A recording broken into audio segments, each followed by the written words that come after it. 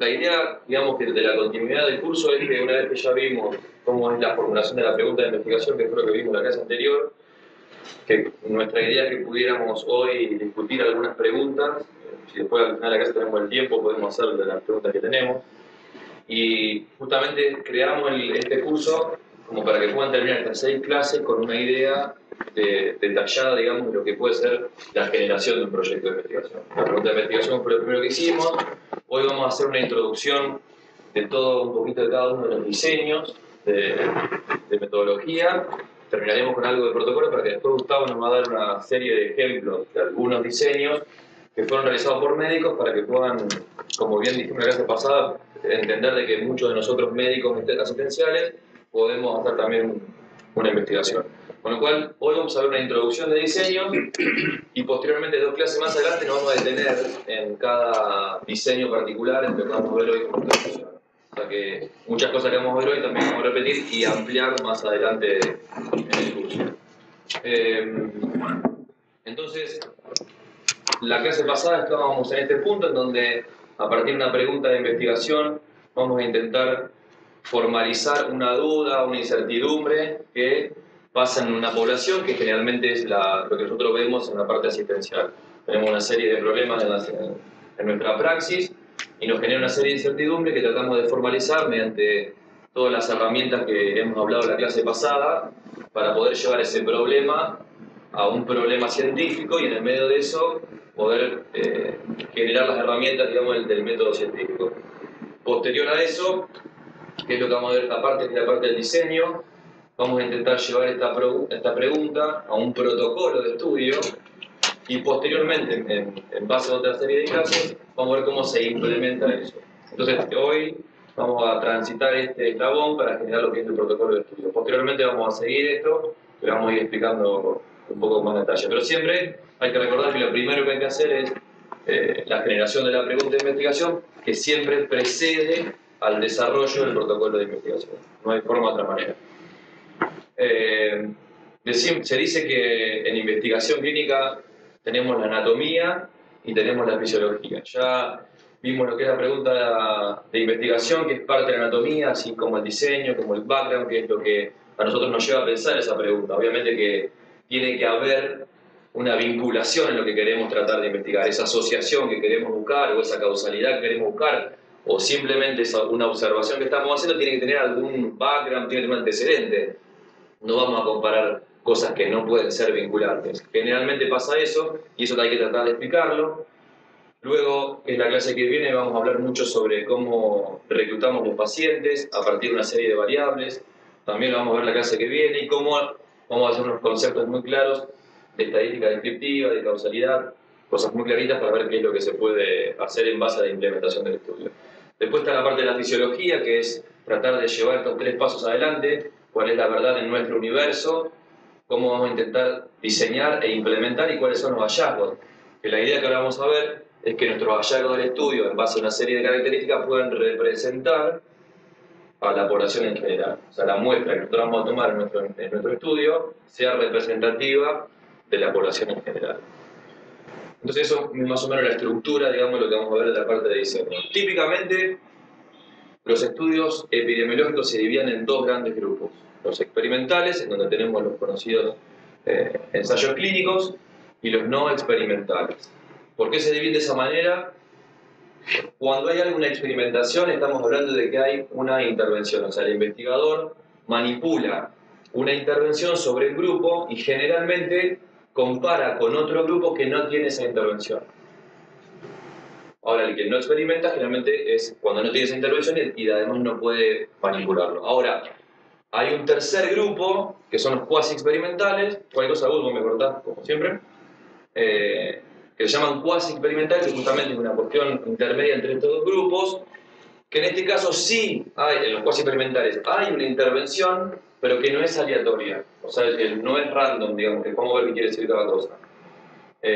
Lo vamos a ver después, tiene una serie de características particulares, muy similares a los experimentales, y tiene cosas también de los no experimentales. Pero esos son los 3, la primera gran división, que son los ensayos clínicos, los ensayos de campo, ensayos comunitarios de intervención y los no experimentales, Recordemos entonces, no hay intervención, son estudios ecológicos, estudios de prevalencia, de casos de controles, cohorte de seguimiento, que ahora vamos a ir viendo cada uno. A su vez, hay otras maneras de poder determinar qué tipo de estudios de diseño, qué tipos de diseño vamos a generar.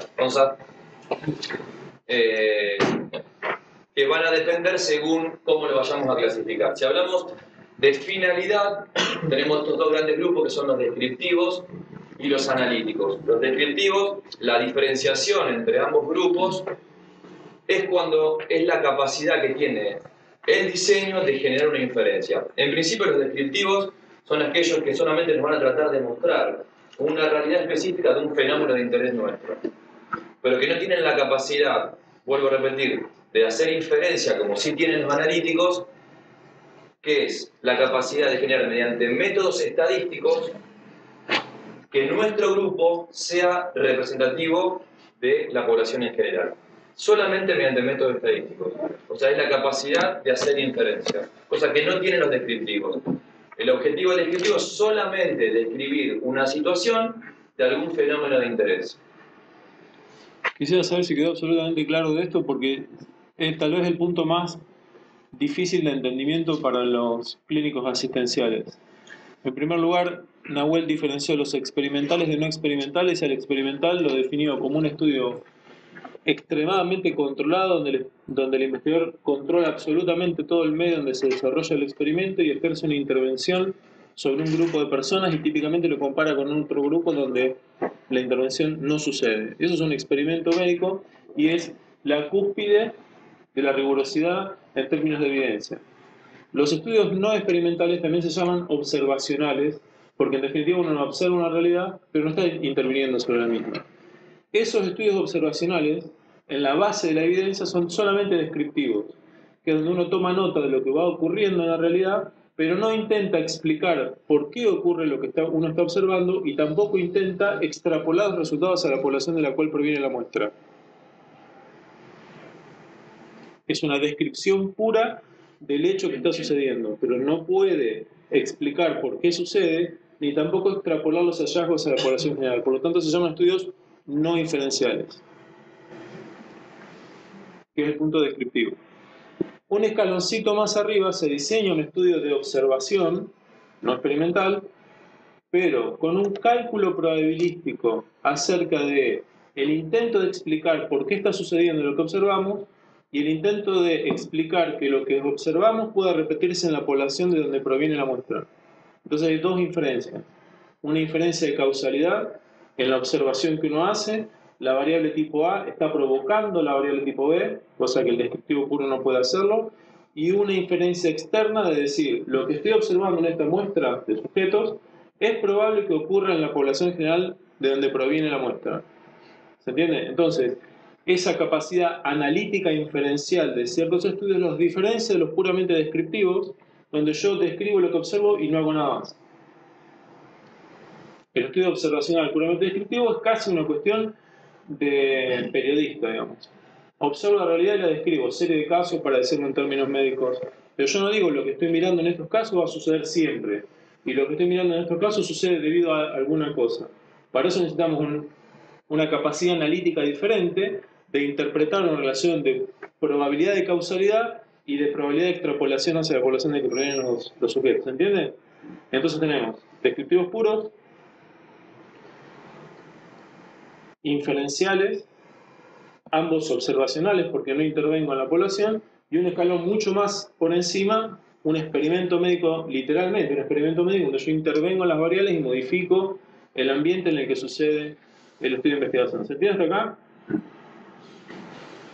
¿Se acuerdan que en la primera clase yo les dije que el mayor error de la investigación clínica, el mayor error en la investigación clínica es que nosotros médicos asistenciales frecuentemente tenemos acceso a series de casos, que son estudios descriptivos puros, y hacemos una exageración de la capacidad inferencial de esa serie?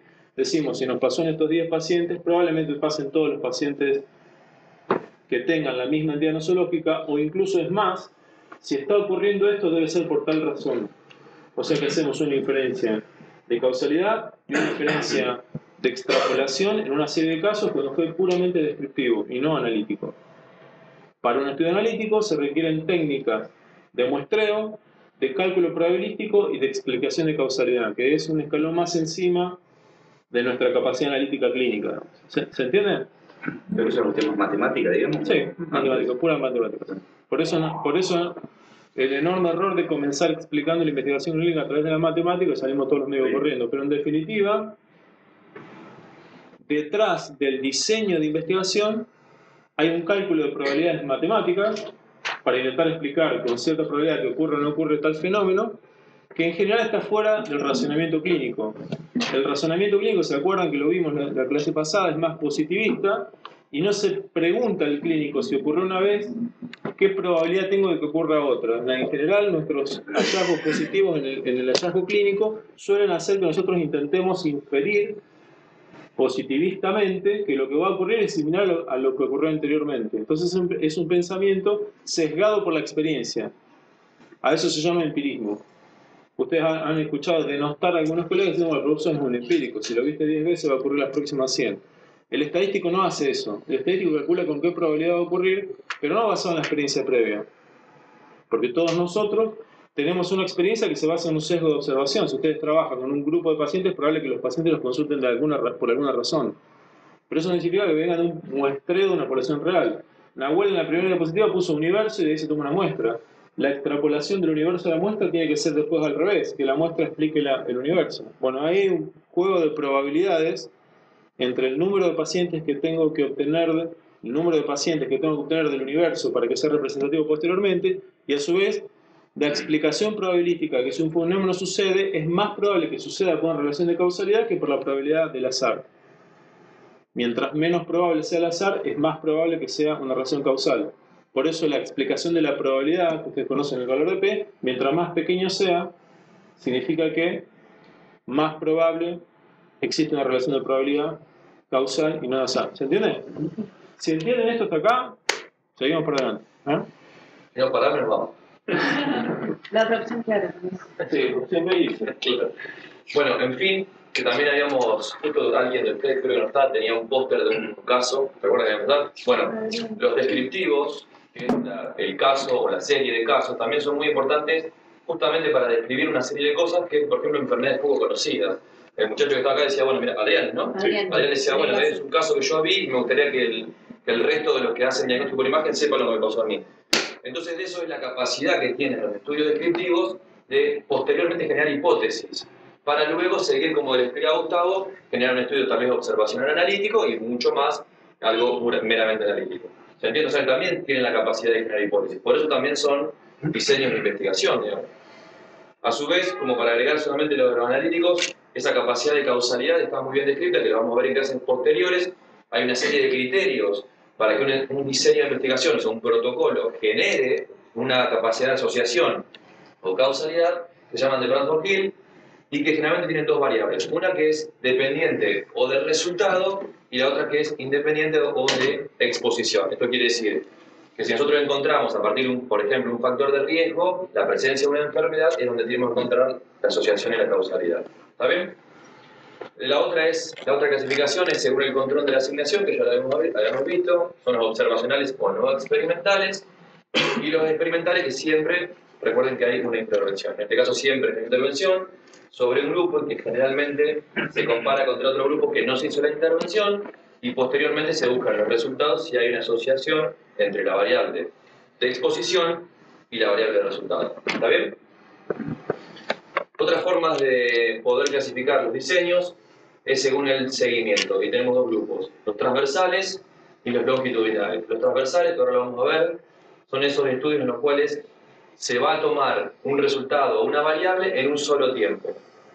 O sea, no tienen una continuidad en el tiempo, ¿no?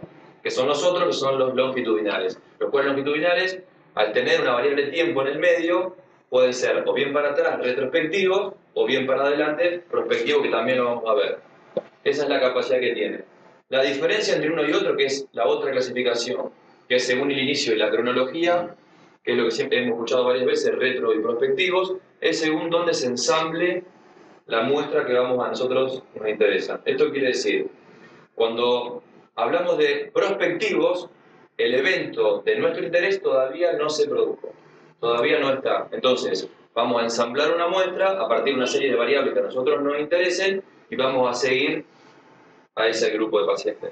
Ahora, en el retrospectivo ya pasó el fenómeno de interés. Entonces vamos a ir para atrás en la búsqueda de antecedentes para ver la vinculación entre esa serie de variables con el resultado que ya se produjo. ¿Está bien?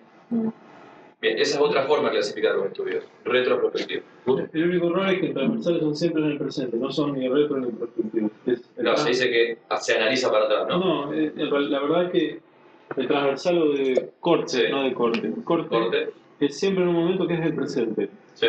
No es ni retro ni prospectivo. Claro, bueno, ese, por después lo aclaramos y vamos a verlo atrás. Porque hay una serie de ejemplos que yo les puse que a mí me parecieron de interés y que después lo veré. Otra de las clasificaciones de los diseños también son los individuales, que son los que mayoría conocemos nosotros, pero también hay un grupo que son los poblacionales, que ahora también lo vamos a ver, que se llaman ecológicos. Lo que cambia entre uno y otro son la unidad de análisis que tiene cada uno. En todo lo que son individuales, la unidad es el sujeto, en cambio en los poblacionales, en este caso justamente la unidad de análisis es el poblacional y ya vamos a ver algunos ejemplos de estos llamados ecológicos. Bueno, como para hacer una especie de resumen para ver si lo entendemos, entonces la primera pregunta que tenemos que hacernos en base a qué diseño metodológico queremos utilizar es si vamos o no a generar una intervención, si va a tener o no una intervención. Si la respuesta es no, entonces sin duda el estudio es observacional. ¿Está claro eso? Bien. Si es observacional, preguntamos lo que dijo Gustavo. ¿Tienen la capacidad de hacer inferencia? Y cuando hablamos de inferencia, es una cuestión matemática o mejor dicho estadística, ¿no? A partir de métodos estadísticos, la capacidad del resultado de nuestra muestra de estudio poder extrapolarlo a una población en general. Si es no inferencial, son los descriptivos. El ejemplo son la serie de casos. ¿Bien? Ahora, si es observacional, pero tiene la capacidad de hacer inferencia, decimos que sí, y son todos los estudios analíticos. ¿Está bien? Ahora, hay varios estudios analíticos, y esto va a depender de lo que estábamos hablando, que es la dirección temporal de lo que es la exposición y el resultado, la variable de exposición y la variable de resultado. Si tenemos la variable en el mismo momento que el resultado, son los estudios transversales, que ahora vamos a verlo. Ahora, si tenemos la exposición antes que el resultado, son los casos y controles. Y si tenemos la exposición posterior al resultado, son estas cortes que las cortes, después vamos a ver también pueden ser retro y también pueden ser prospectivas. O sea que eso puede también variar. Pero en definitiva son siempre de exposición antecedente. Exactamente. Pero ¿hasta ahí se entendió lo de la dirección temporal de los estudios analíticos? Recuerden. Yo les pido por favor, si en este punto... El transversal es ahora. Sí, el transversal es más característico de una encuesta. Sí. Yo a ustedes los encuesto si tienen ACV, si han tenido alguna vez ACV y si fuman. Ahora, en este momento, yo exposición de resultados lo evalúo en el mismo momento. ¿Se entiende? Les hago una encuesta de peso y diabetes. Ahora nunca voy a saber si adquirieron la diabetes, ahora esto lo vamos a ver, previo a que tienen sobrepeso o tienen diabetes debido a que tienen sobrepeso. O sea, no puedo hacer una diferenciación temporal, evolutiva, entre exposición de resultados, que es una de las características de las que listó Sir Bradford Hill, quien determinó cuáles son los criterios para establecer una causalidad. Que todo el mundo que hace un estudio observacional pretende conocer una relación de causalidad entre exposición y resultados de una entidad nosológica. Siempre que uno lleva adelante un estudio de observación, quiere conocer una relación entre variables. La relación más interesante para el médico clínico, la asistencial, es la exposición de causalidad, digamos. Más allá de una La exposición de causalidades es, si es gordo, puede tener diabetes. Sí, tal cual. Pero bueno, para poder determinar si una variable es causa de otra, hay una serie de características, no solo probabilísticas. Una de ellas es la evolución temporal. En general, la causa antecede el efecto. Si vos lo estás encuestando en el mismo momento, y un ejemplo clásico Lo vamos a ver eso. un ejemplo clásico es un estudio de obesas, que es de mujeres, nunca sé por qué, es de mujeres obesas y goniartrosis. Entonces, encuestan, que es lo mismo que evaluarla, ¿no es cierto? Mujeres con artrosis, pero en un estudio transversal, en un momento, en un solo momento. Ahora, ¿qué está primero? ¿Están obesas y la obesidad provocó la gonartrosis o aumentaron el peso debido a que se mueven menos. Entonces los estudios transversales tienen muchas ventajas, ya lo vamos a ver, son muy rápidos, de bajo costo, tenemos la información muy rápida, pero tienen la desventaja de no poder conocer la relación temporal entre la exposición y los resultados, a diferencia de los demás allá. Mientras Nahuel va yendo de derecha a izquierda de la pantalla, vamos aumentando en rigurosidad del estudio, en su capacidad analítica, pero a su vez vamos aumentando la complejidad, costos, vamos teniendo cada vez más conflictos éticos, mientras vamos de esta parte de la pantalla hacia allá, ¿no? Y los otros dos de cohorte, ¿cómo serían? Y de casos. Ahora lo vamos a ver, los estudios de casos y controles, ya lo voy a describir en detalle, pero en general son los verdaderos estudios retrospectivos, los literalmente estudios retrospectivos, donde nosotros evaluamos el paciente debido a que ya ocurrió el evento. Claro. Cáncer de páncreas, que es el ejemplo más típico. Uno evalúa pacientes con cáncer de páncreas, ya tiene la variable de resultados en la mano y lo consulta al paciente si retrospectivamente estuvo expuesto a estatinas, supongamos, durante mucho tiempo. El prospectivo sería pacientes con exposición a estatinas y los evalúa en el tiempo para ver si van a desarrollar cáncer de páncreas. Pero al haber ocurrido el evento, ya lo tengo el evento en mi mano, y conocer la exposición en términos retrospectivos hace que yo ensamble ese grupo de pacientes por el evento. Y lo voy a comparar con quienes no tienen cáncer de páncreas y consultarlos. No, sí o no, porque sí, los con cáncer, ya lo vamos a ver ahora. Los con cáncer de páncreas podrían o no haber estado expuestos a estatinas. De esa manera, unas tablas de 2×2, ya lo vamos a ver, y calculo la fuerza de asociación entre variables de exposición y resultados. Vamos. Recuerden de que esto es como una introducción para que se vayan familiarizando, como habíamos hablado en la clase pasada, que empiecen a hablar con términos metodológicos, y después vamos a ver cada uno en detalle con varios ejemplos también de cada diseño de investigación. Pero para que empiecen a decir, por ejemplo, a mí lo que me interesaba es que ustedes vean que si son analíticos tienen que pensar en las variables. ¿Y cuáles son las variables? Variable de exposición y variable de resultados. Hay otras sí que después las vamos a ver, hay variables confundidoras que también las vamos a ver, pero simplemente hay dos variables que siempre tienen que pensar. Y si piensan en la relación temporal, directamente ya van a pensar en un diseño de metodología. ¿Está bien? Después vamos, ya te digo, hoy vamos a hacer una introducción y después vamos a ver bien en detalle cada uno de ellos. Entonces, volvemos para acá. Si tiene una intervención, habíamos dicho que son experimentales. El investigador manipula una intervención y cuando pensamos en intervención no es solamente un fármaco, sino que puede ser un programa de educación. O sea, cualquier cosa puede ser una intervención. Decimos que sí, entonces son estos tipos experimentales. Pero hemos dicho que hay dos tipos de experimentales. Aquellos que tienen asignación aleatoria y aquellos que no. Aquellos que no se llaman ensayos controlados no aleatorizados y aquellos que sí son los ensayos controlados aleatorizados, que son los ensayos clínicos que conocemos todos. ¿Está bien? Dale. Hay un diseño de investigación en el que ustedes están muy familiarizados y no está. ¿Cuál es? ¿En imágenes? Reporte de caso. No, reporte de caso o serie de casos estamos. Pero, como dice Adriana, fíjense que en ningún lado están los estudios de rendimiento del diagnóstico. Fíjense, no están. En realidad es porque esta clasificación está enfocada a la observación de sujetos y no al rendimiento de estudios diagnósticos, que es el foco primario de un estudio de ese otro tipo de estudios de investigación. Entonces, para el rendimiento de estudios diagnósticos, como no tiene absolutamente nada que ver el cálculo probabilístico de que a un paciente se le asigne un resultado, la verdad que a nosotros no nos interesa, sino que nos interesa mucho más con qué sensibilidad, especificidad, estos otros términos, un estudio diagnóstico va a dar un determinado resultado a un grupo de pacientes enfermos versus sanos, y eso comparado con un gol estándar, no tiene nada que ver este diseño que se enfoca en entidades nosológicas de pacientes con el de rendimiento diagnóstico, que está más enfocado a ver la evaluación de una metodología, no de un paciente. ¿Se entiende? Así que para el rendimiento diagnóstico vamos a dar toda una, como en vistas de que tiene mucho más background diagnóstico ustedes, vamos a dar creo que una sesión solamente de eso. Dale.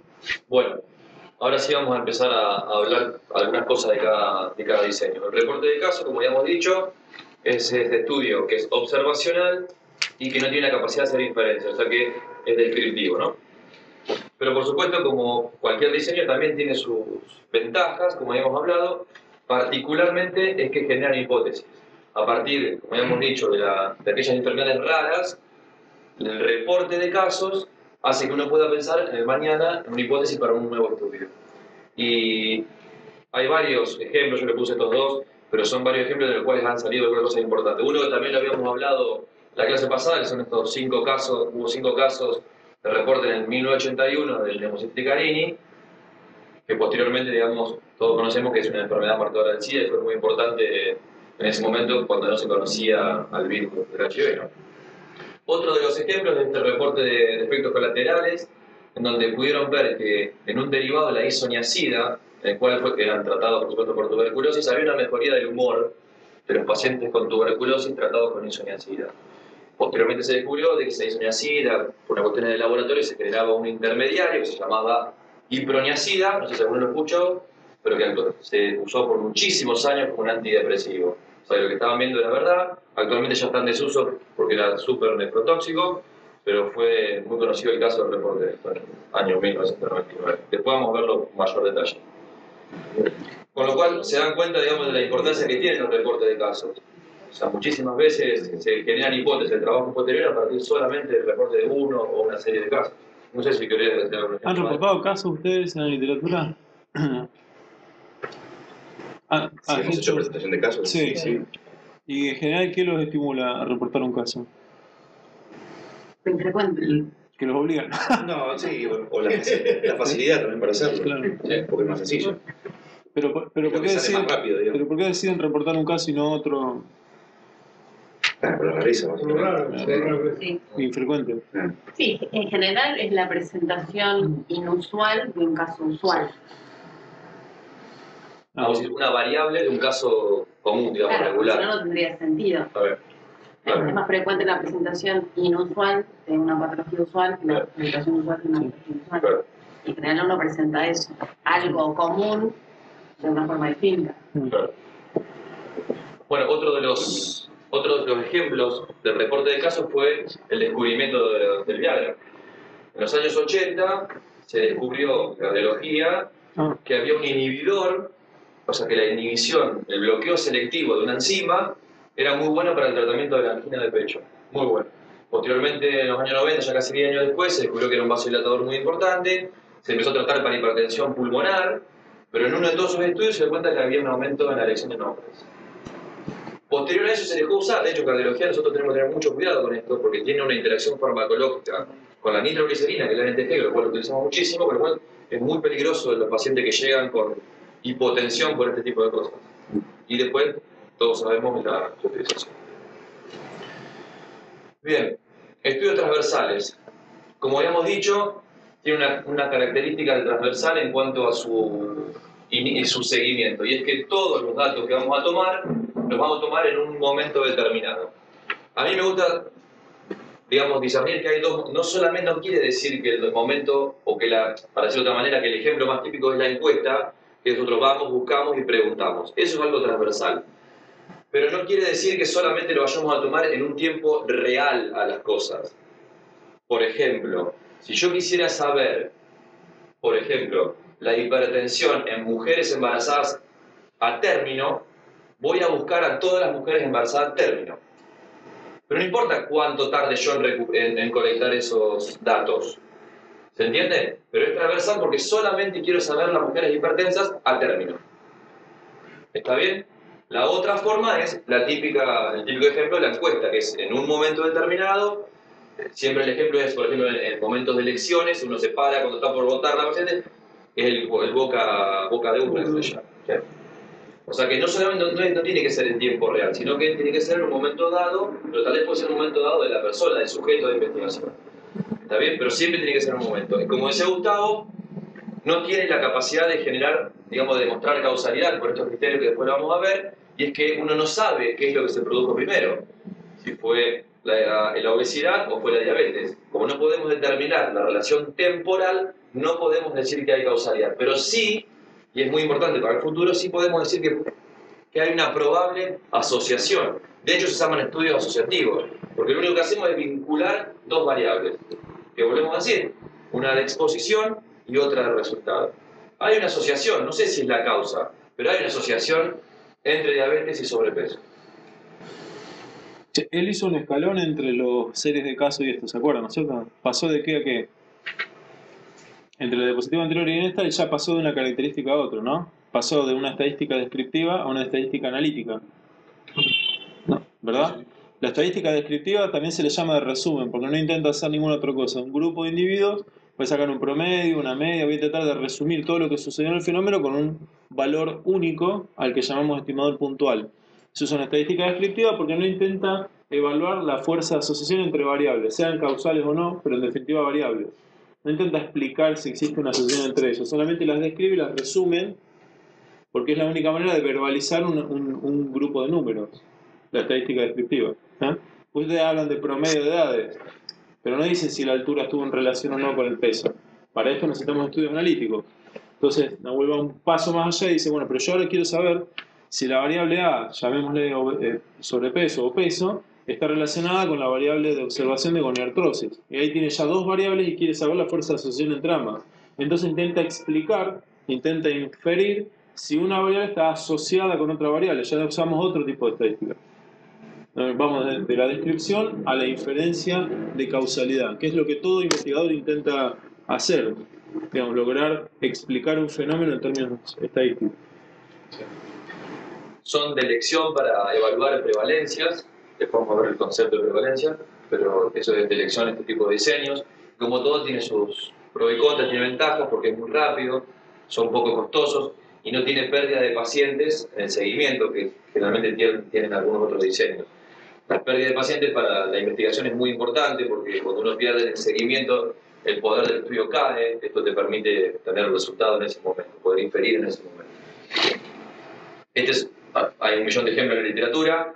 Fíjense, esto es fumadores no fumadores, la presencia o no de enfermedad cardiovascular. Bueno, y solamente lo que hace diferencia acá es de la prevalencia de las enfermedades cardiovasculares en pacientes fumadores y en pacientes no fumadores. O sea, ¿qué es lo que está haciendo? El total de pacientes con la variable de exposición, en este caso fumadores o no, sin tener esa variable, sobre el total de pacientes. Ese es el cálculo que podemos sacar para cualquier prevalencia de la enfermedad. ¿Está bien? Puede ser la variable de exposición y la otra es la variable de Resultado. Claro. Esta es la variable de exposición y esta es la variable de resultado. Comparando los cuatro, vamos a hablar 2 por 2, solamente podemos definir solamente la prevalencia, en este caso y en este diseño. Esta cuenta, este cálculo que se hace para cualquier prevalencia, digamos, ¿no? ¿Está bien? ¿Sigo? Bueno, acá les puse solamente de manera para que puedan recordar y que no recuerda. Yo lo puedo leer 1000 veces y siempre te confundí entre prevalencia e incidencia, no sé por qué. ¿Por qué no es incidencia esto?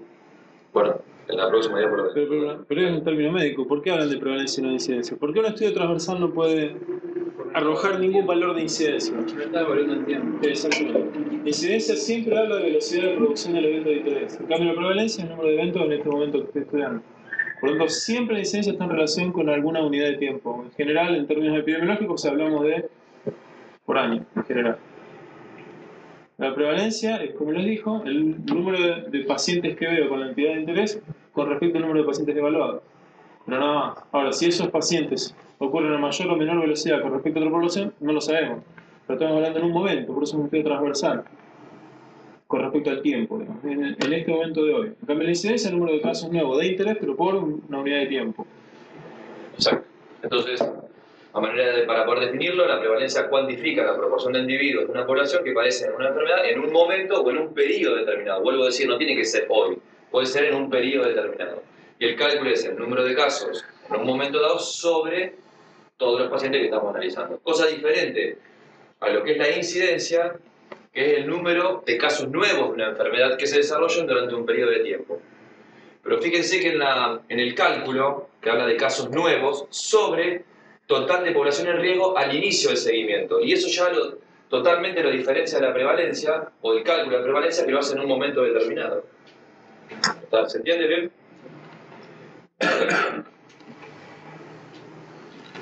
Bueno, hasta acá. ¿Pero más? Seguimos. ¿Alguna duda?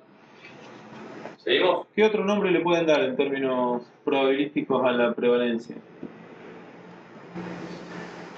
Yo estoy seguro que estos términos que estamos hablando ustedes los hablan a diario. Lo que quiero es que lo imaginen desde la investigación. En términos de prevalencia, si uno tuviera que hablar en términos probabilísticos, uno tiene una persona delante y uno va a decir tiene una prevalencia de tal. Poner la diapositiva de un factor conocido. Claro. Empiezan a entender que detrás del riesgo hay un estudio de investigación que calculó la probabilidad de que eso ocurra. Es un cálculo probabilístico. Estamos hablando de la probabilidad de que ocurra la enfermedad cardiovascular en pacientes con fumadores versus de que no ocurra. Por lo tanto, hay un riesgo poblacional versus otro riesgo poblacional asociado a un factor de riesgo, ¿no? Dígame si no, porque traten de entenderlo. Encuestan a una población y en el mismo momento le pregunta, señor, ¿usted fuma? Si no, ¿tiene enfermedad cardiovascular? Si no. Y empiezan a hacer una tabla de 2x2. Eso, en términos de probabilidad, se llama riesgo. Entonces usted, el paciente le va a decir, usted tiene más riesgo de padecer una enfermedad cardiovascular si fuma, debido a que hizo una tabla de 2x2 en un estudio transversal. Ahora, yo lo que no le puedo decir es si va a fumar después o antes de padecer una enfermedad cardiovascular. La lógica médica, obviamente, va a decir, tiene el evento cardiovascular debido a que fumó. No se guíen siempre en la lógica médica porque nos hemos llevado sorpresas importantes. Yo creo que es una parte que vimos hace un montón de tiempo y en una gimnasia tenemos que empezar a hacer, y viste como empezar a hacer algo de actividad física que te agitás y no entendés. Estamos un poco así, porque esto mucho lo hemos estudiado, hemos investigado, lo conocíamos, pero no estamos familiarizados. Ya que tenemos que desempolvar una parte del cerebro que pero fíjate, empezar así, porque el investigador ve un cuadrito, ve dos y te hace un trabajo, porque tiene la gimnasia. A veces malo.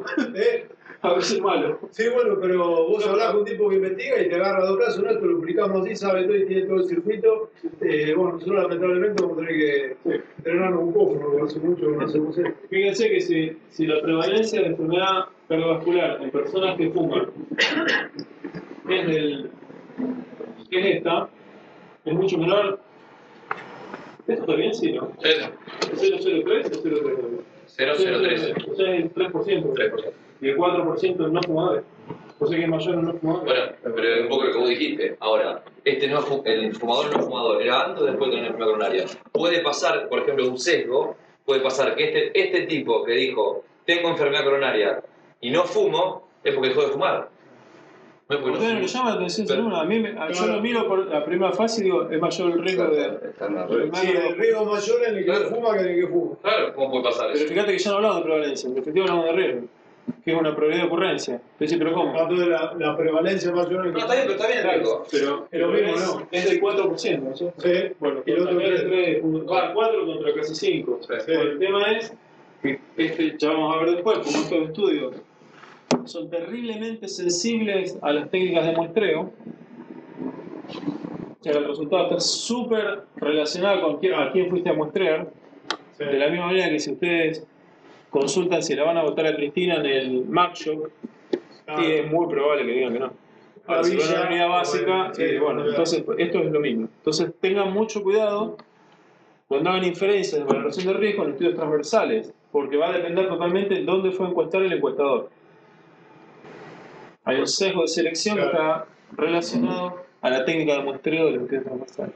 Porque digamos que esto es el clásico ejemplo porque es muy llamativo, porque el resultado parece ser como que hay mayor riesgo de no fumar que fumar.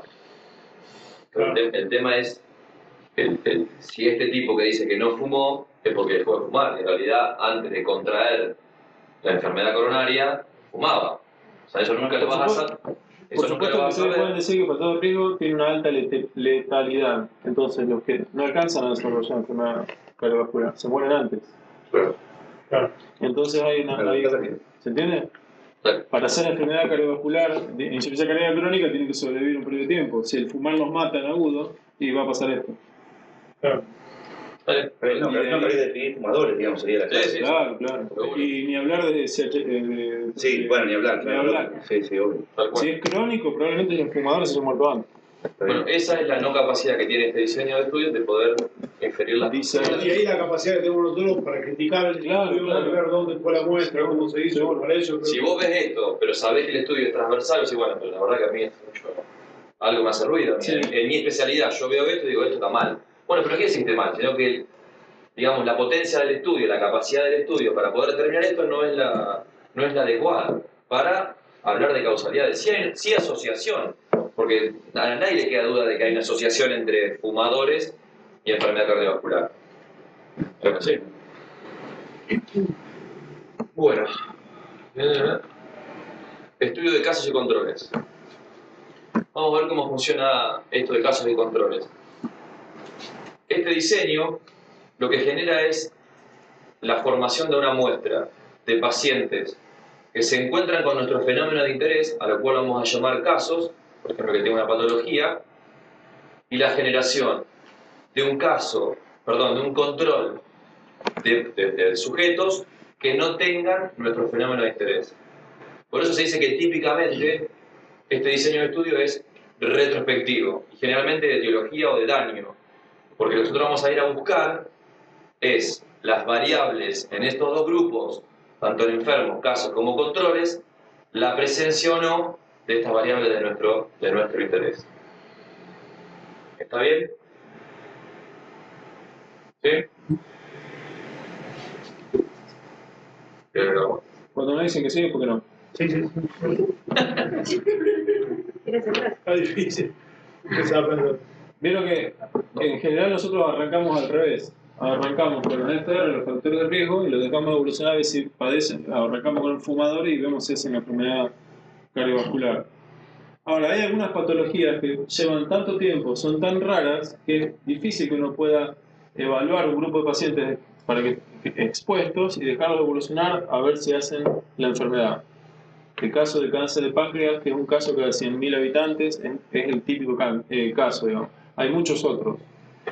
La exposición a plaguicidas, con enfermedades neurológicas desmielinizantes, etc. Entonces, ¿qué va a hacer? Uno va a dejar exponer a los agricultores y lo va a evaluar durante 10 años a ver si hacen o no hacen enfermedades desmielinizantes. Lo más sencillo es ir a un pueblo, ver quién tiene enfermedades desmielinizantes y evaluar si tuvieron o no expuestos en el pasado. Este es un caso literal que estamos evaluando en este momento. Entonces, esta manera de revertir causa contra efecto hace que el estudio sea típicamente retrospectivo. Yo ensamblo mi grupo de pacientes de mi interés en el presente, pero por la enfermedad, no por la exposición. Entonces tomo un grupo de enfermos, supongamos todos con cáncer de páncreas, y los consulto a ellos mismos. En el pasado, señor, ¿usted estuvo expuesto a las estatinas? Y tipo, sí, mire, yo estuve, yo no. Entonces, tienen cáncer de páncreas y tuvieron o no tuvieron exposición a estatinas. Y busco un grupo de sujetos casi idénticos al anterior, a los enfermos, pero sin cáncer de páncreas. esto quiere decir claramente que tengan la misma edad, que tengan los mismos factores de riesgo, es lo que vemos nosotros en la famosa tabla 1.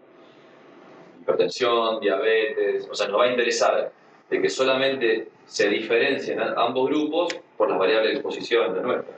O sea, que no sea sesgado que haya más diabéticos de un lado o toda la población sana tenga muchísimo menos edad que la población enferma y lo que estamos evaluando es mortalidad, porque ahí quedan muy disparejas las cosas.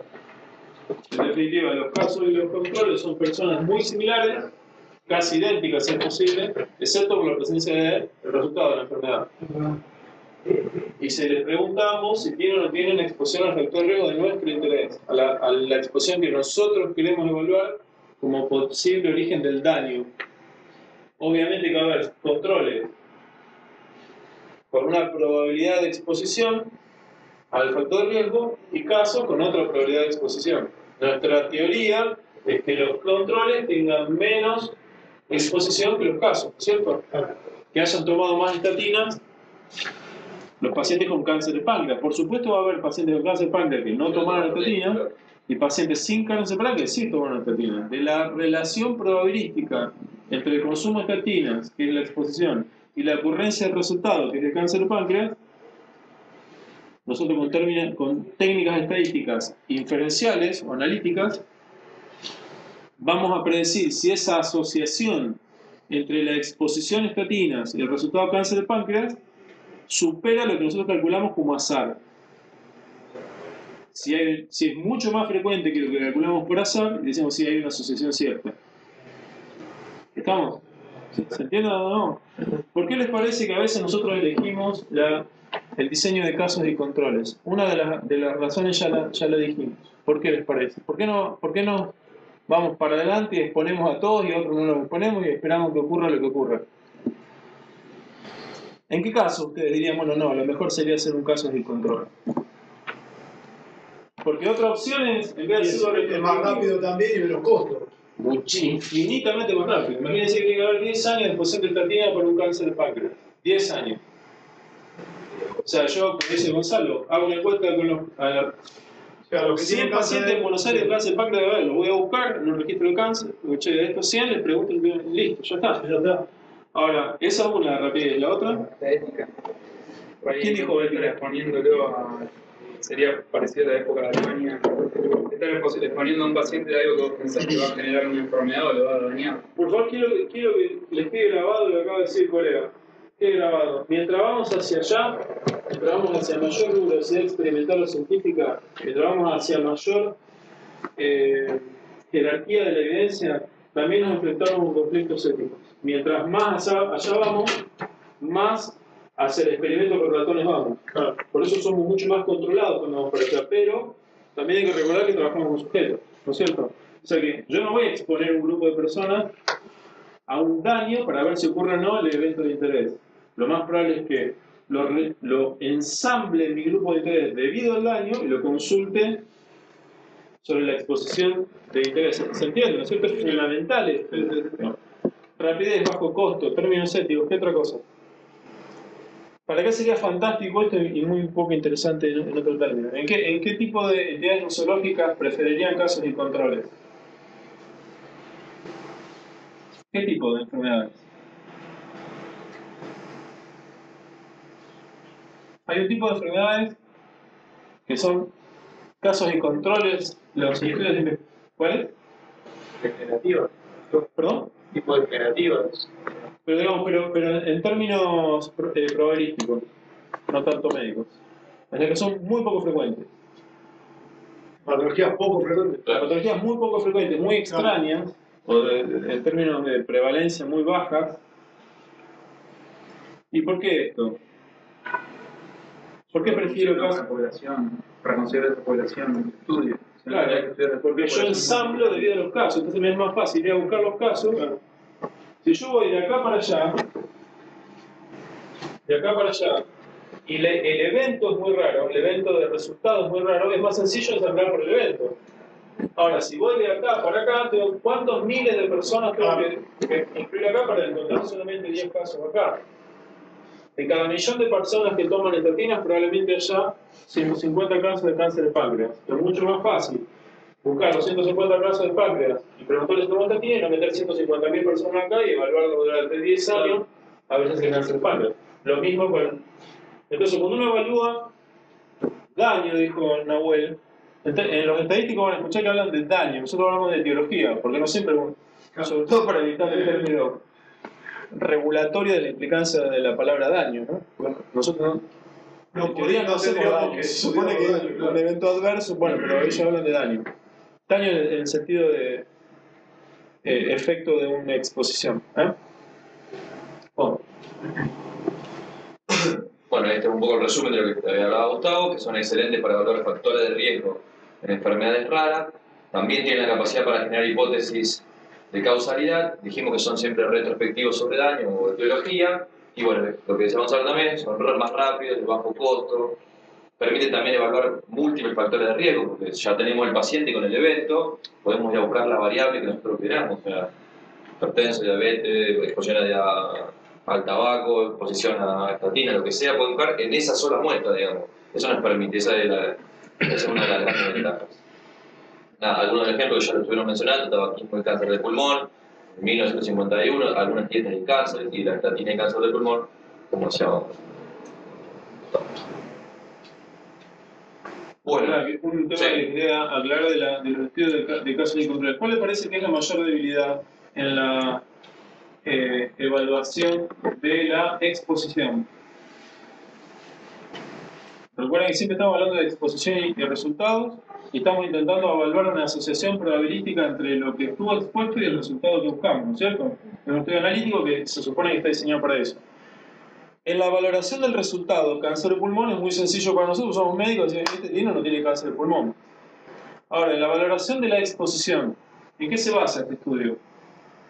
Estudia un solo factor. Estamos de acuerdo, pero ¿en qué se basa para determinar que el paciente estuvo o no estuvo expuesto a estatina? Que el paciente te diga la verdad. Y entonces, ¿Cómo? que diga la verdad y otro Claro, tema, que porque en teoría, generalmente los pacientes no suelen mentir. ¿Qué suele pasar? No, pero que realmente haya estado expuesto Por eso, a lo que pero vos eso estás es presentando. Paciente no sepa si realmente es puesto, ¿no? Pero No, variable, ¿cuánto tiempo? ¿Cuál ¿qué es cantidad? qué es lo que más altera la probabilidad de exposición cuando uno encuesta al paciente? Que lo recuerden. ¿No es cierto? Los pacientes enfermos se acuerdan mucho más de la exposición a sus factores de riesgo. Los pacientes sanos se acuerdan mucho menos. Entonces, esa diferencia de la profundidad de la memoria de una persona sana con respecto a una enferma se llama sesgo de recuerdo, sesgo de memoria. Parece una cosa menor, pero el sesgo del recuerdo de la exposición en pacientes enfermos ha demostrado tener peso probabilístico. Esto significa que aunque la exposición a estatina sea la misma entre cáncer páncreas y no cáncer páncreas, solamente porque el paciente con cáncer va a recordar mucho más y asignarle mucho más la culpabilidad de la estatina, que con respecto a las personas que nunca tienen cáncer, que ni se acuerdan si tomaron una estatina, solamente por el sesgo de recuerdo es probable que ustedes encuentren una asociación probabilística o estadísticamente significativa. Entonces, cuando evalúen la exposición a un daño que depende de la memoria, tengan en cuenta que el paciente va a recordar mucho más haber estado expuesto si está enfermo. El típico ejemplo es la exposición a la radiación ultravioleta y melanoma. Si ustedes tienen un paciente con ni hablar si tiene melanoma metastásico, y el tipo se va a acordar exactamente las horas por día que tomó sol durante cuántos veranos, y el otro dice, qué sé yo, habré tomado. Si ustedes van a evaluar El no enfermo. la exposición del enfermo solamente por la memoria, y es probable que solamente porque el paciente enfermo recuerda más, ya encuentre una asociación estadística. ¿Se entiende por qué? Porque va a tener más exposición el que recuerda más. Así que el sesgo de memoria es la principal contra de los estudios de casos y controles cuando ustedes evalúan la exposición que se basa en el recuerdo. Y que también incluye a lo que decimos, Adriana, que es el tema de decir la verdad. Hay un caso que es un ejemplo, que se hizo una encuesta en padres, o sea, de chicos menores a 3 años, para buscar la relación de asociación entre mirar televisión y obesidad. Mirar televisión, y está perfectamente definido, más de 3 horas, menos de 2 horas, y obesidad. Y encontraron el resultado que era inverso la relación. O sea que los que miraban más televisión tenían menos sobrepeso, lo cual era una cosa incongruente. Obviamente están este tipo de sesgos que obviamente los padres de chicos obesos protegían, niegan que el chico en realidad que ellos permiten que esté viendo televisión y por eso son obesos. O sea, tiene ese tipo de cosas en el medio que después vamos a ver una clase específicamente de los sesgos de recuerdo, que hay varios sesgos, que ya, fíjense que ya nombramos varios, selección, recuerdo, bueno, hay una serie de sesgos de información que después vamos a ver. Bien. Ok, vamos con el otro grupo, que son estudios de corte. Estudios de corte, decimos que tienen que tener una característica y es que el grupo, digamos, es un grupo de pacientes que tienen similares características. Todo ese grupo que nosotros vamos a encontrar. Tienen la capacidad de generar pronóstico, y esto porque cuando se analizan la ocurrencia y la frecuencia de eventos, y a partir de eso uno puede generar pronóstico. Ahora vamos a ver unos ejemplos. Tienen la capacidad de generar la incidencia de eventos y a su vez pueden ser descriptivos o analíticos. O sea, tienen la capacidad de generar solamente una cuestión meramente descriptiva o bien a partir de esa descripción generar un análisis, como ya hemos dicho ya anteriormente, a partir de una serie de cuestiones estadísticas de hacer inferencia. ¿Está bien? Pueden ser retrospectivos o pueden ser prospectivos y estos cohortes prospectivas son las que determinan incidencia. Recuerden que la incidencia era la presentación de nuevos casos en un tiempo determinado. El clásico ejemplo de una cohorte es la cohorte de Framingham, que como ustedes sabrán, Framingham es una ciudad en donde se tomaron una serie de encuestas, que fue todo lo que se evalúa la capacidad de enfermedad coronaria a 10 años. ¿Está bien? Ese es otro de los ejemplos. Es el factor de riesgo de ruptura neumática, también se hizo en el 1980 y determinó la incidencia de enfermedades en mujeres y versus hombres. Bueno, es un estudio bastante grande en cardiología. ¿Sí quería agregar algo de esto? La cohorte de Framingham es la clásica cohorte prospectiva que todos conocen, se siguen 68.000 pacientes durante 30 años. Pero el otro estudio que mostró Nahuel, el estudio de ruptura neurismática, ¿a ese les parece que puede ser un estudio prospectivo? No. Ya tenía el algoritmo. ¿Cómo harían una cohorte prospectiva en ruptura neurismática que relacione una variable de interés como es el diámetro de la aorta y la probabilidad de que se rompa? Se lo rompió, pero para todas qué medidas tenían. Pero ¿cómo haría una cohorte prospectiva de esta forma? ¿Cómo sería una cohorte prospectiva? Y los que tengan aneurisma seguirlo hasta que se rompa. Pero te va a volver loco. ¿Más que loco? Volvemos al caso anterior. ¿Es ético evaluar todos los pacientes que ustedes encuentren con dilatación aneurismática?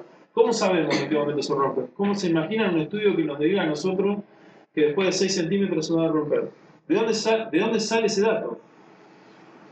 Nosotros sabemos fehacientemente que 6 centímetros es lo que diferencia la necesidad quirúrgica que no. De controles y hasta que hay que dejarlo libremente hasta que... Por eso. No tenés que intervenir en realidad. Por eso sabemos que es un estudio pronóstico, ¿no es cierto? Como dijo bien Nahuel, es un estudio fantástico para evaluar factores pronósticos, no de daño.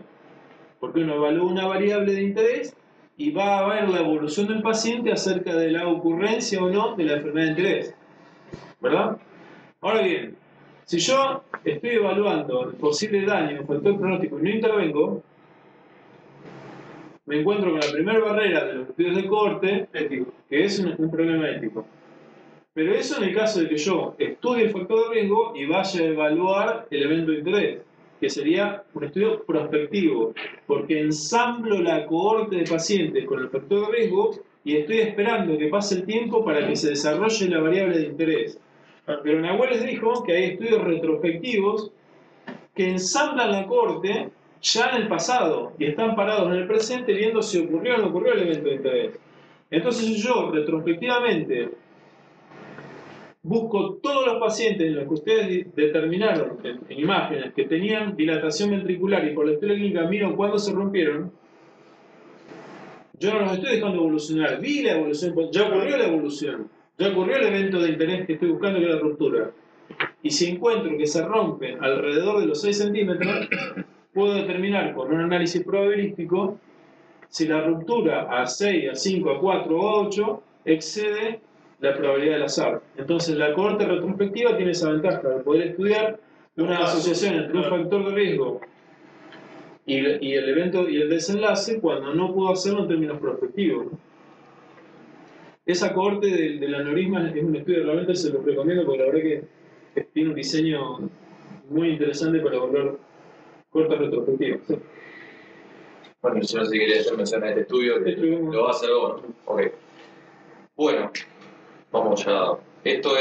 Son estudios poblacionales, como habíamos dicho, que se diferencian de todo el resto, porque tienen la capacidad, digamos, como unidad de análisis a la población. Estos son estudios que se pueden hacer en provincias o en países comparándose, que generalmente utilizan una serie de medidas, ya sean de resumen o dispersión, que después vamos a ver qué quiere decir eso en estadística, pero son las famosas tasas de mortalidad, tasa de natalidad, todo ese tipo de análisis que tratan de comparar una cosa con otra. Pero también este tipo de diseños lo que no puede hacer es certificar asociaciones causales.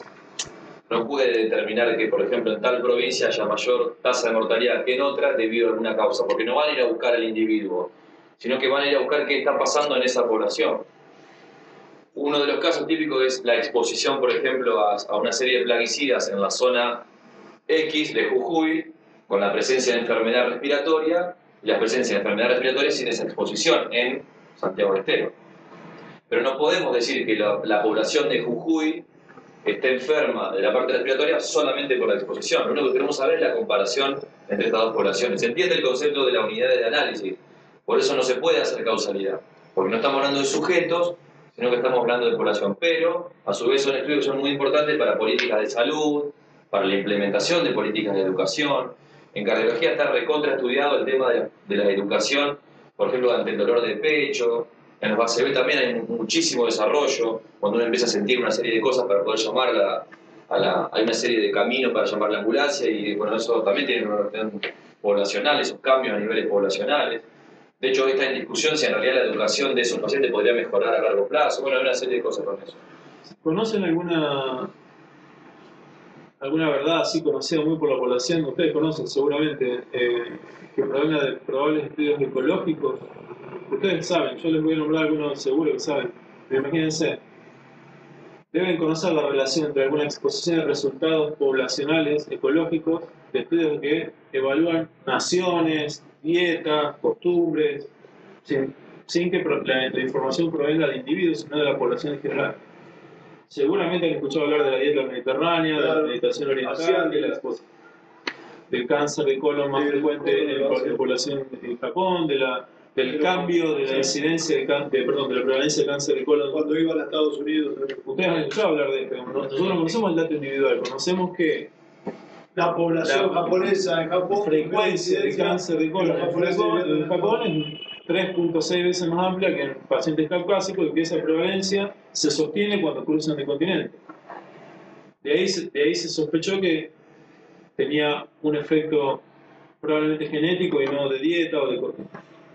Digamos, estos estudios así ecológicos, la muerte por cardiovascular en el norte del país debido al consumo de tabaco no reglamentado, pero son estudios, datos que tenemos a nivel poblacional, no del individuo en particular. Entonces sabemos alguna relación entre una variable y la exposición, pero como dice Nahuel, no podemos asumir fehacientemente que eso se deba a una relación causal entre exposición.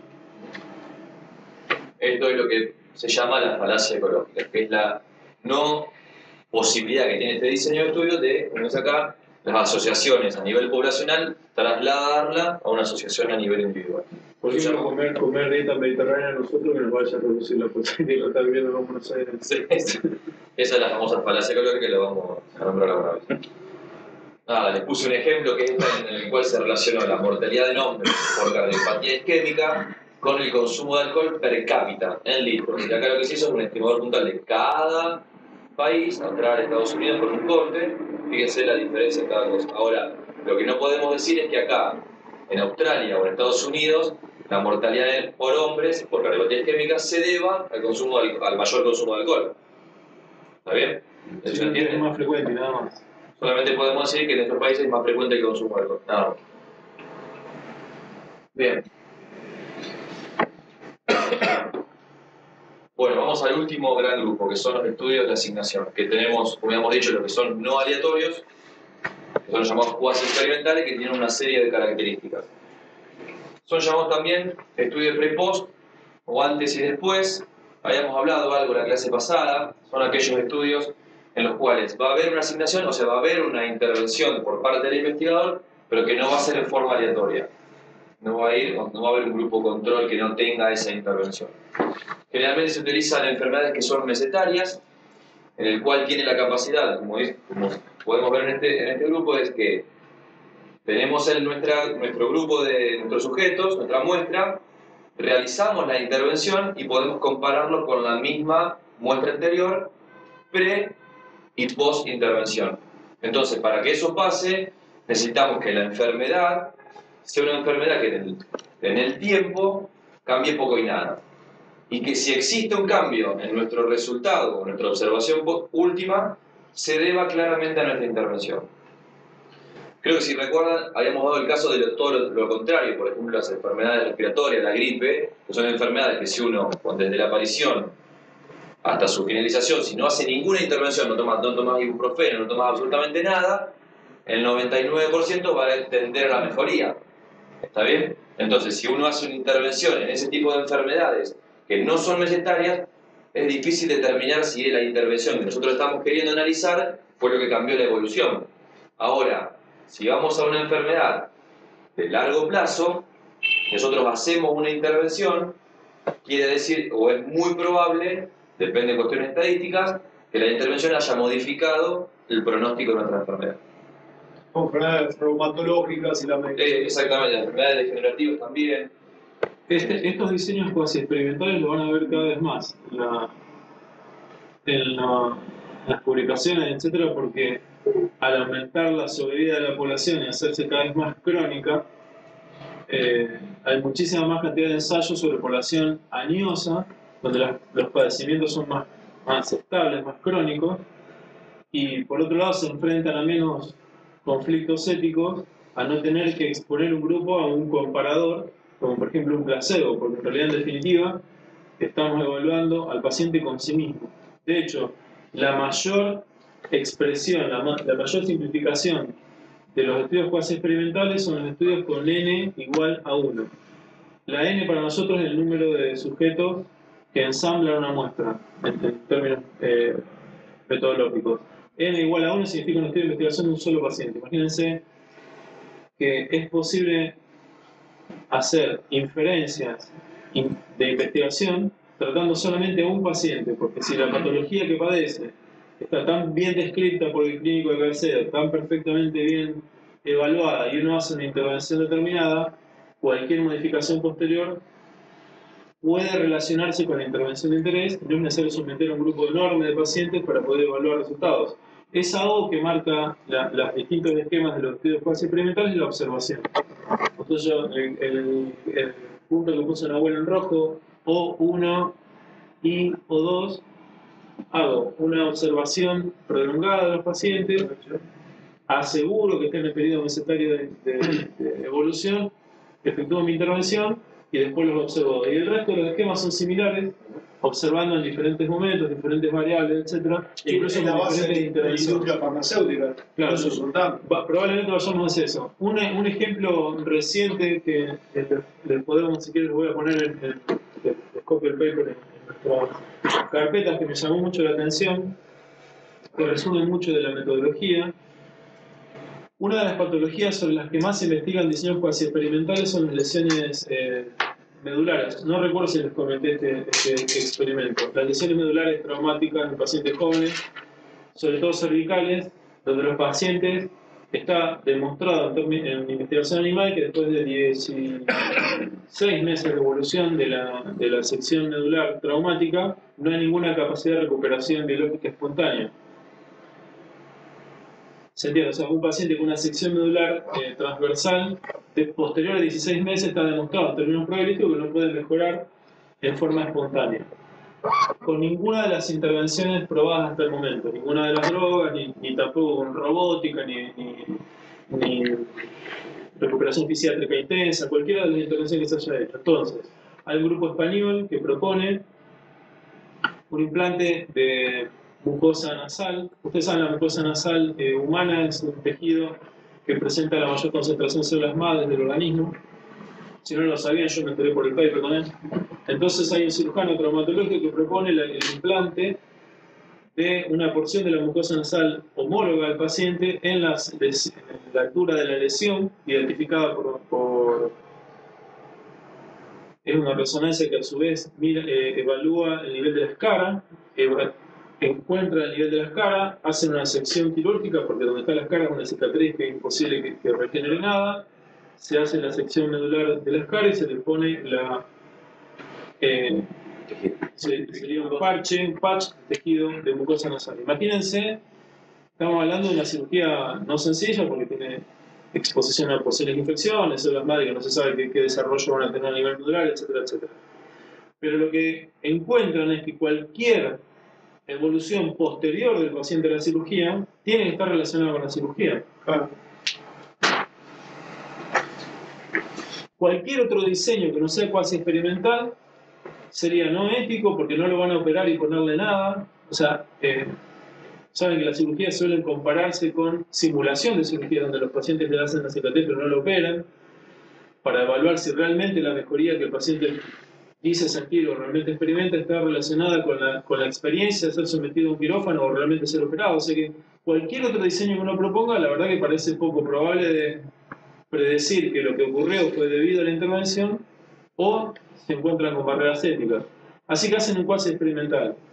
los esperan a los pacientes 16 meses, creo que es, que es la posibilidad biológica demostrada en la experimentación animal por evolución natural hacia la mejoría, los rehabilitan al máximo con técnicas robóticas, etc. Juntan 3 países en Europa, una serie de pacientes, firman los consentimientos informados y lo operan a todos. Y evalúan el post con el pre. Ese es un clásico estudio cuasi experimental, recientemente publicado. ¿Y qué daba en el estudio? ¿Había mejoría o no? Creo que leve, ¿no? Hay una serie, porque está todo medido por escalas. Claro, creo que es muy leve y no alcanzaron una significancia estadística, pero son muy pocos pacientes también, creo que son 12 pacientes. Te lo mando el estudio, pero yo más que nada para que vean que lo evalúan, lo operan y lo vuelven a evaluar en forma posterior. ¿Eh? Bueno, y además tiene la capacidad de este esquema, que es la capacidad no solamente de generar una sola observación o medir una sola variable, sino poder medir varias, que es este AB, que van a ver, varias variables, intervención y volverlos a mirar en el prepost. O sea, no es solamente que tiene esa capacidad también. Bueno, y además el otro esto es que también puede hacer en 2 grupos y a su vez compararlos. Tiene alguna serie de... ¿Se entiende este lado? O sea, es exactamente lo mismo. En vez de aleatorizar, ustedes designan aquí, porque la aleatorización lo convertiría en un experimental, ¿no es cierto? Claro. Acá estamos hablando de quasi. O sea, hay que hacer un quasi, pero comparado. Hay un grupo de pacientes con artritis reumatoide, le hacen intervención y otros igual, pero no le hacen nada. En teoría, los dos deberían evolucionar de forma idéntica, ¿no? ¿Se entiende, no es cierto? Bien. Bueno, último grupo. Son los estudios de asignación aleatoria, que es el famoso ensayo clínico. Esta es la pirámide de la cual hablaba Gustavo anteriormente en relación a la calidad de evidencia metodológica que tenemos. Como pueden ver, estos ensayos controlados y randomizados son la cúspide de lo que es la investigación primaria. Posteriormente nosotros vamos a ver algunos conceptos de revisión sistemática, metaanálisis y las guías, pero que ya como pueden ver ya son investigaciones secundarias. O sea que todo esto parte de a partir de controles estadísticos, pero todos de estos estudios. Pero lo máximo que podemos alcanzar en investigación clínica primaria es un ensayo controlado y randomizado. La definición es que es un estudio prospectivo que va a comparar el efecto y el valor de una intervención o varias intervenciones, más de una, contra un control en seres humanos. Vamos a ver una serie de cómo funciona y después vamos a definir algunos conceptos típicos que hemos escuchado varias veces seguro en ensayos clínicos. Entonces, en principio vamos a aplicar una intervención porque dijimos que es un experimental y que el investigador en este caso va a manipular esa intervención a un grupo de sujetos y posteriormente vamos a medir los resultados. Como dijimos, siempre se lo va a comparar contra aquellos sujetos que no le hicimos la intervención, es ese grupo de control, para también ver cuál es el resultado en ello y poder comparar entre un grupo y otro. Se puede inferir que en estas muestras las diferencias de resultados, o bien la no generación de resultados, la inexistencia, se basa en la efectividad o no efectividad de esta intervención. Y esto es lo que le da la validez interna, que después también vamos a ver esos conceptos más adelante. Vamos a inferir que lo mismo va a ocurrir en la población general, que es la validez externa, o sea que el resultado de nuestro estimador puntual en nuestro resultado de nuestra muestra se puede generalizar en la población general, y eso es lo que habla de la validez externa. Y además podemos concluir que la intervención fue eficaz o no basados en esta validez de las diferencias. Ahora, dale. ¿Cómo?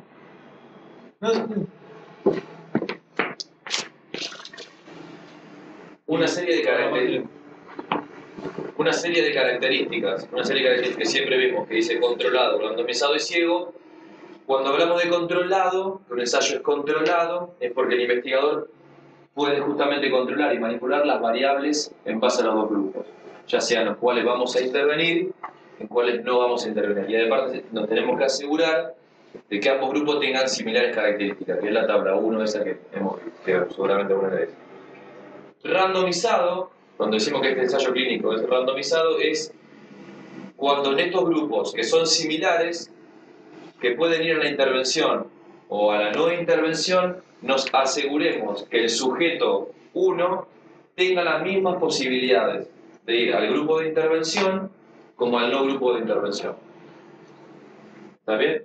¿Cómo se hace eso? Mediante una serie de de protocolos, que no sé si lo querés hacer alguna diferencia en eso, pero que hay una serie por ejemplo, el telefónico, hay una serie de puntos. Y el ciego lo que nos asegura es que justamente la aleatorización no tenga ninguna inferencia por parte del investigador. Y eso es lo que se llamaría el sesgo de selección. Ciego, que seguramente han escuchado que existe el doble ciego, y es cuando ni el paciente ni el investigador, o sea, ni el tratante tampoco, sabe en qué grupo está. Si es el de investigación, el de intervención o el de no intervención. Y eso generalmente es para evitar el sesgo propio humano, digamos, que es el que, si uno investiga algo, un fenómeno de interés, y estamos convencidos de que las células madres mejorarían la función ventricular en pacientes con insuficiencia cardíaca, es probable que el investigador tienda a llevar al paciente que nosotros creamos que puede mejorarse con esa terapia para el grupo de intervención. Y aquel paciente que tenga algunos criterios en base a nuestra experiencia, que sabemos que le va a ir mal, lo prendamos en la parte de la no intervención. De los que estuvieron a la clase anterior, ¿se acuerdan que yo les comenté que los médicos que hacemos investigación tenemos dos diferencias importantes cuando tenemos el rol del investigador al rol del médico asistencial? No sé si se acuerdan que yo les hablé bastante de esto. En general, para las personas que no investigan, nos miran a los investigadores y parece que estamos haciendo lo mismo, investigando y tratando a los pacientes en el momento, y la verdad es que no es así. Hay una postura absolutamente diferente cuando uno está como investigador que cuando está como médico. Recuerden, cuando uno está como investigador, jamás se plantea que el sujeto de investigación va a ser beneficiado debido al estudio de investigación, porque si fuese así, no estaríamos investigando. Si tuviésemos la seguridad de que con la intervención el paciente va a mejorar de la entidad nosológica con un término probabilístico lejos del azar, no estaríamos investigando, lo estaríamos tratando. O sea que el principio de beneficencia se desdibuja en el investigador y es la base del médico asistencial. El de no maleficencia es igual para ambos y el de justicia también. Pero el de beneficencia hay una diferencia fundamental. El principio de beneficencia para el investigador es respecto a la sociedad que se va a beneficiar con la información que yo obtengo de un sujeto que voluntariamente aceptó participar del estudio. En cambio, el médico asistencial, la verdad que está poco preocupado por la generación del conocimiento de nuevo que vaya a beneficiar a la sociedad, sino que lo que quiere es beneficiar al sujeto en particular. Esa es la principal diferencia. Pero la segunda son las tres líneas que primero puso Nahuel en la diapositiva. Prácticamente nunca uno como médico va a controlar, aleatorizar o enmascarar la intervención cuando es un médico asistencial. En general actúa exactamente al revés. Y cuando uno es un médico investigador, lo máximo que puede llegar a hacer como rigor metodológico es controlar el experimento, hacer una prescripción, que en términos metodológicos se llama asignación, en términos médicos se llama prescripción, de forma al azar, cosa que nunca haría como médico. Y lo tercero es, va a ocultar, a enmascarar al sujeto de investigación, en términos médicos, al paciente tratado, qué es lo que uno le está haciendo. Yo voy a desconocer lo que hago, segundo enmascaramiento. Mi equipo de trabajo va a desconocer lo que si el sujeto está en el grupo de intervención o de control, cosa que jamás haría en la arena clínica. Y como les dije en la clase pasada, el grupo de estadísticos actualmente incluso se pretende que también esté enmascarado. ¿Se entiende? O sea, las primeras tres son una diferencia absoluta entre lo que uno hace en la arena clínica versus en la actividad de investigación. Por supuesto que al tener esas características hace que este diseño sea la herramienta de mayor causalidad para demostrar causalidad que tenemos en metodología. No hay algo que pueda superar para demostrar que la variable de exposición precede a la variable de resultado y por ende tienen un valor. Está bien una asociación. ¿Por qué les parece que Nahuel está diciendo esto? ¿Por qué les parece que los estudios de observación pero analíticos, los diferenciales que vimos anteriormente, se asocian a una probabilidad de causalidad y estos no? Cuando uno encuentra una diferencia de resultados en un estudio aleatorizado de este tipo, dice que la diferencia de resultados seguramente se debió a la intervención y no a otra cosa. ¿Por qué les parece que es así? Si no me entienden la pregunta, me dicen, la vuelvo a formular. Porque podés controlar un poquito más los otros factores y evitar los confundidores, evitar que haya un sesgo de selección. Explicarnos un poco más. Es exactamente eso. No, es parecido. yo me acuerdo de un profesor nuestro de clínica nos enseñó nos contó una historia que era, por ejemplo, que un marciano venía a la Tierra y veía que toda la gente que se moría en la cama. Entonces, que la cama mata.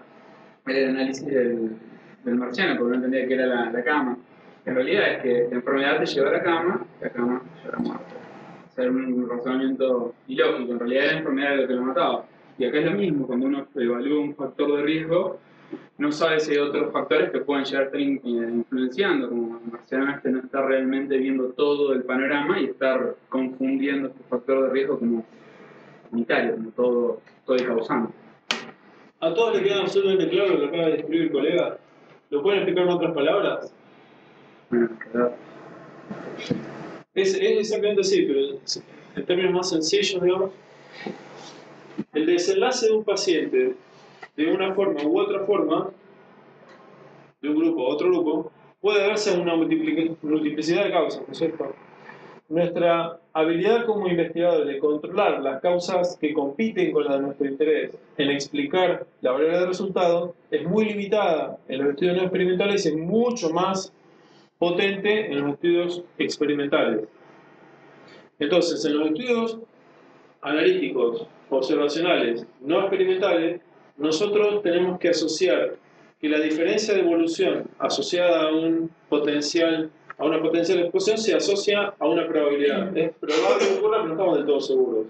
En cambio, si el experimento es tan controlado, controlamos todos los factores que pueden competir con la explicación y lo más probable es que se deba a la intervención y no a otro posible factor causal. Es que para eso lo sé, para demostrar. Justamente, para eso lo hacemos. Por eso los estudios, por eso los laboratorios no son pagos, digamos. Cuando quieren probar si una nueva molécula es la responsable de la diferencia de evolución en una enfermedad, o sea, efectiva, usan estudios experimentales. Porque no cabe la menor duda de que el resultado sobre la enfermedad se debió a la nueva molécula y no a la edad, a comorbilidades, a cuestiones que se entiende. Porque controlan todo excepto la intervención. Bueno, de hecho, cuando vean el curso de lectura crítica, también una forma de evaluar la validez interna del paper es que puedan poder determinar esas cosas. Que el grupo tenga las mismas características, que la intervención sea igual, que el tratamiento previo sea igual. Entonces también es una forma de criticar al resultado también de un ensayo clínico, digamos. Porque hay un sinfín de ejemplos en los cuales un ensayo clínico no contempló una serie de confundidores, y también puede pasar eso. Sin duda que puede pasar. Estos estudios, que también vamos a tener un curso después de lectura crítica, que es la parte de ética, están todo el tiempo, son los que más atosigados están por las cuestiones de normas jurídicas y éticas. Un ejemplo es el tema del uso del placebo. Hoy se discute mucho el uso o no del placebo. Bueno, hay una serie de cosas. Las poblaciones vulnerables, por ejemplo, las poblaciones como son las mujeres, es todo un tema para investigación, porque los chicos, en su momento las niñas, son poblaciones vulnerables, con lo cual también hay una serie de problemas a investigar en chicos. Las mujeres en edad reproductiva también son todo un tema para la inclusión en los estudios de investigación, con lo cual, cuando uno después en la praxis médica va a emplear un tratamiento, por ejemplo, en cardiología tenemos muchísimos problemas con eso, va a ver las guías y te das cuenta que en mujeres embarazadas la posibilidad de implementar un tratamiento es tremendo, porque no hay una evidencia que hable a favor. Son todas evidencias muy poco sólidas, porque justamente no las incluyen dentro de los trabajos, por esos tipos de poblaciones vulnerables. Bueno, hay una serie de cosas que después los van a ver un poco más en detalle. ¿Participaron alguna vez en un estudio caracterizado? ¿Participaban como pacientes o como investigadores? Nunca porque... ¿Alguna vez tomaron un consentimiento informado para un estudio de investigación? ¿Vos no habías participado? No, es otra cosa, ¿eh? No, acá pero de... Sí. No, para nada. No, eso no. Claro. Bueno. ¿Querés que alguien diga que sí así? No, pero porque digamos, discutir estos estudios para los clínicos, digamos, es muy interesante, porque te enfrenta con una serie de cuestiones de conflictividad con tu profesión que son importantes. Por otro lado, no podríamos tener el conocimiento que tenemos sobre las intervenciones si no fuera por estos estudios, y por otro lado no serían los estudios si no fuera por nosotros. Entonces, hay toda una discusión bioética actual muy interesante Bueno, en general, en cáncer de colon, en drogas oncológicas, son pacientes que ya han superado todas las etapas aprobadas y en realidad es como darle una chance más, con el alto riesgo de que falle y que pueda morir por un efecto adverso.